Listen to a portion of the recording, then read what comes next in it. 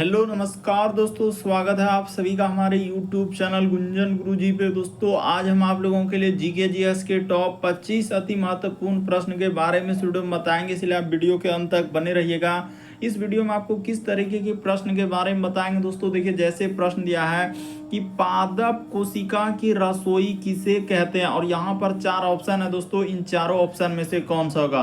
तो इसी तरीके के प्रश्न के बारे में इस वीडियो में बताएंगे दोस्तों। टोटल 25 प्रश्न दोस्तों जो कई बार एग्जाम में पूछा गया है। ये सारे प्रश्न आपके प्रीवियस पेपर के हैं दोस्तों, जो गत वर्षों में यानी पिछले वर्षों में दोस्तों जो एग्जाम में पूछे गए हैं, और रिसेंटली जो एग्जाम हो रहे हैं दोस्तों बिल्कुल अभी इसी तरीके के पैटर्न को फॉलो किया है। टॉप 25 प्रश्न है दोस्तों, आप जरूर कमेंट करके बताएंगे कितने प्रश्न आपने सही कर पाए हैं 25 में से। और इन सभी क्वेश्चनों का पीडीएफ दोस्तों आपको टेलीग्राम पे मिल जाएगा दोस्तों, लिंक वीडियो के डिस्क्रिप्शन में दिया गया है। तो चलिए दोस्तों देखते हैं पहले नंबर क्वेश्चन से, और अपने से ट्राई करते हुए चलिए दोस्तों, और कमेंट करके बताइए कितने प्रश्न आपने सही किया।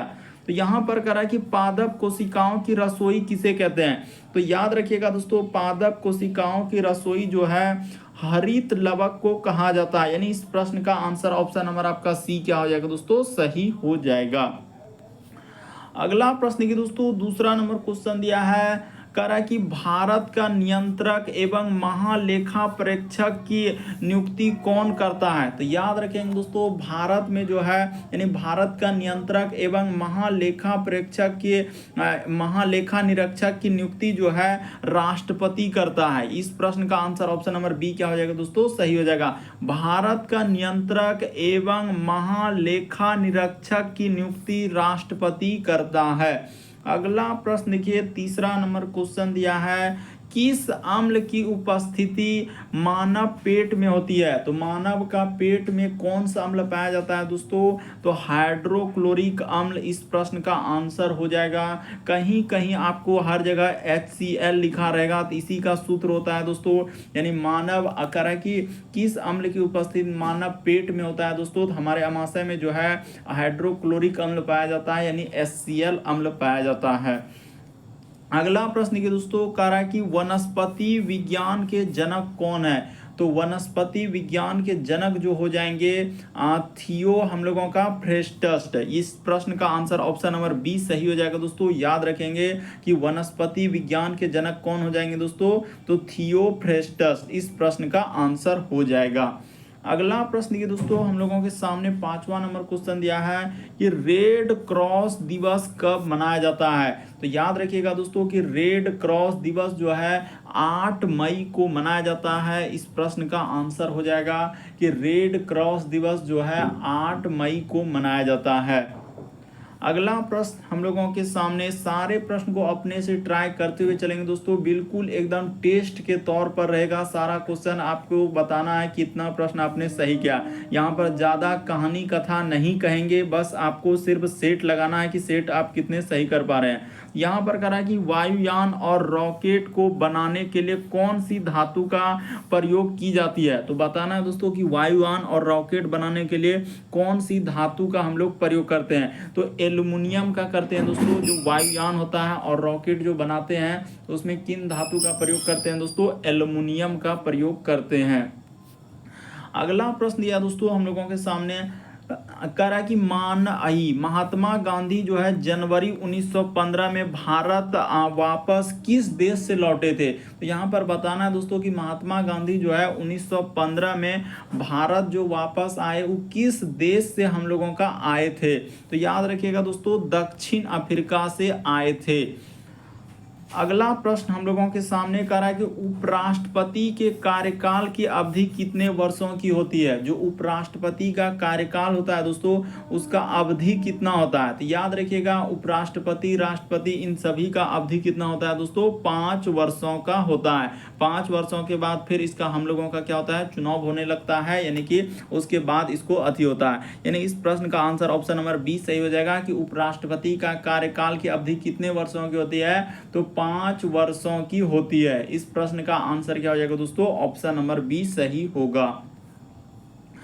अगला प्रश्न 9वां नंबर क्वेश्चन दिया है दोस्तों, कह रहा है कि अशोक ने तीसरी बौद्ध संगीति कहाँ आयोजित की थी। चलिए जल्दी से करके दिखाइए, आपसे सही कर पा रहे हैं कि नहीं कर पा रहे हैं। यहाँ जिस प्रकार से ऑप्शन दिया बड़ा कंफ्यूजन करेगा आपको।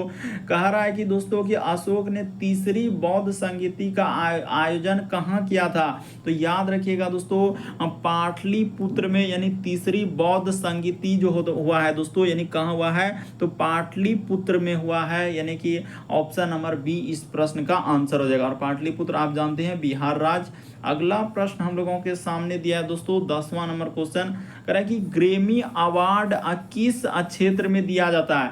तो यहाँ पर बताना है दोस्तों कि ग्रेमी अवार्ड जो है वह किस क्षेत्र में दिया जाता है। तो संगीत के क्षेत्र में दोस्तों हम लोगों का ग्रेमी अवार्ड दिया जाता है। ऑप्शन नंबर बी इस प्रश्न का आंसर होगा कि ग्रेमी अवार्ड किस क्षेत्र में दिया जाता है दोस्तों, संगीत क्षेत्र में दिया जाता है। अगला प्रश्न दिया दोस्तों हम लोगों के सामने, कह रहा है कि ज्ञान प्रकाश समिति का संबंध कह रहा है कि ज्ञान प्रकाश समिति का संबंध किससे था। आखिर वो जो ज्ञान प्रकाश समिति है दोस्तों उसका संबंध किससे हो जाएगा, तो चीनी घोटाला से। याद रखिएगा दोस्तों, चीनी का जो घोटाला हुआ था, एक समिति गठित हुआ था, तो उसी का नाम है दोस्तों ज्ञान प्रकाश समिति। यानी ज्ञान प्रकाश समिति का संबंध किससे हो जाएगा, तो चीनी घोटाला से।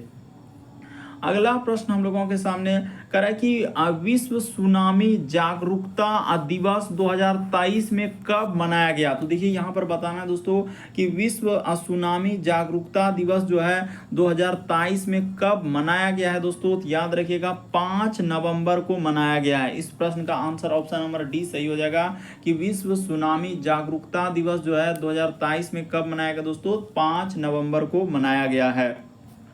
अगला प्रश्न हम लोगों के सामने दिया है दोस्तों, कह रहा है कि संविधान सभा का पहला सत्र कब हुआ था। यानी संविधान सभा का दोस्तों पहला सत्र हम लोगों के सामने कब हुआ है। तो याद रखिएगा 9 दिसंबर 1946 को जो है संविधान सभा का पहला सत्र हुआ था, 9 दिसंबर 1946 को। अगला प्रश्न कर रहा है कि एक शासक के द्वारा दूसरे शासक को पत्र कर रहा है कि दोस्तों हम लोगों का यानी पात्र भेजा जाता था, उन्हें क्या कहा जाता है। तो यहाँ पर बताना दोस्तों एक शासक के द्वारा दूसरे शासक को कर रहा है कि पात्र भेजा जाता है, तो हम लोगों के सामने उन्हें क्या कहा जाता है। तो बताना दोस्तों उसे क्या कहता है, कोई अन्य। यहाँ पर लग रहा है कि कुछ ना कुछ टाइपिंग में इसको छोड़ दिया जाए दोस्तों, कोई अन्य यहाँ पर छोड़ दिया जाए, 14 को छोड़ दिया जाए। चलिए 15 पे यहाँ पर बताना है दोस्तों कि राष्ट्रीय विज्ञान दिवस कब मनाया जाता है। तो याद रखेंगे दोस्तों राष्ट्रीय विज्ञान दिवस जो है 28 फरवरी को मनाया जाता है। राष्ट्रीय विज्ञान दिवस जो है 28 फरवरी को मनाया जाता है।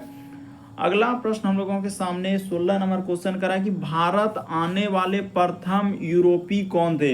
तो भारत जो आए थे दोस्तों पहले हम लोगों का यूरोपीय कौन हो जाएंगे, तो पुर्तगाली हो जाएंगे। इस प्रश्न का आंसर ऑप्शन नंबर ए क्या हो जाएगा दोस्तों, सही हो जाएगा। यानी भारत आने वाले पहले यूरोपीय यानी यूरोप के कौन थे, तो पुर्तगाली थे। यानी इस प्रश्न का आंसर ऑप्शन नंबर ए सही हो जाएगा दोस्तों। याद रखिएगा कि भारत आने वाले प्रथम यूरोपीय कौन थे, तो पुर्तगाली थे। अगला प्रश्न दिया है, कह रहा है एशिया का सबसे बड़ा द्वीप कौन सा है। तो एशिया का सबसे यहाँ पर कह रहा है दोस्तों एशिया का सबसे बड़ा द्वीप कौन सा हो जाएगा दोस्तों, तो बोर्नियो द्वीप हो जाएगा। इस प्रश्न का आंसर ऑप्शन नंबर सी सही हो जाएगा कि एशिया का सबसे बड़ा द्वीप कौन सा है दोस्तों, तो बोर्नियो द्वीप है। इस प्रश्न का आंसर ऑप्शन नंबर सी क्या हो जाएगा दोस्तों, सही हो जाएगा। अगला प्रश्न दिया है कि राष्ट्रीय आयुर्वेद दिवस 2023 की थीम क्या थी। तो यहाँ पर बताना है दोस्तों कि राष्ट्रीय आयुर्वेद दिवस जो है दोस्तों उस 2023 का थीम क्या है, बड़ा इंपॉर्टेंट है। और कमेंट करके बताएंगे दोस्तों कि राष्ट्रीय आयुर्वेद दिवस कब मनाते हैं, उसका थीम यहाँ पर आपको बताते हैं दोस्तों। यानी इस प्रश्न का आंसर हो जाएगा ऑप्शन नंबर सी। यानी राष्ट्रीय आयुर्वेद दिवस जो है उसका थीम था कि आयुर्वेद फॉर वन हेल्थ। यानी इस प्रश्न का आंसर ऑप्शन नंबर सी क्या हो जाएगा दोस्तों, सही हो जाएगा। अगला प्रश्न है कह रहा है कि चेचक होने का क्या कारण है। तो चेचक होने का क्या कारण है दोस्तों, आखिर किस वजह से जो है चेचक होता है। तो याद रखिएगा वेरिओला वायरस, यानी चेचक होने का कारण है दोस्तों वेरिओला वायरस के कारण ही हम लोगों का चेचक होता है। सिंपल सा बात कहा जा रहा है कि चेचक होने का क्या कारण है, तो वेरिओला वायरस के कारण ही हम लोगों का चेचक होता है। अगला प्रश्न करा कि लूनर कास्टिक किसका अयस्क है। तो चलिए बताइए कि लूनर कास्टिक किसका अयस्क है दोस्तों, तो सिल्वर का है। इस प्रश्न का आंसर सी सही हो जाएगा कि लूनर कास्टिक जो है सिल्वर का अयस्क है। अगला प्रश्न हम लोगों के सामने, जैसे क्वेश्चन आपके सामने दिखा एकदम आपको अपने से ट्राई करना है। ऑक्सीजन की खोज किसने किया था। तो याद रखिएगा दोस्तों कि जोसेफ प्रिस्टले, यानी कि इस प्रश्न का आंसर ऑप्शन नंबर सी सही हो जाएगा, यानी जोसेफ प्रिस्टले ने ऑक्सीजन का खोज किया था। ऑप्शन नंबर आपका सी इस प्रश्न का आंसर होगा। अगला प्रश्न दिया दोस्तों कह रहा है कि ब्रह्मपुत्र नदी को तिब्बत में किस नाम से जाना जाता है।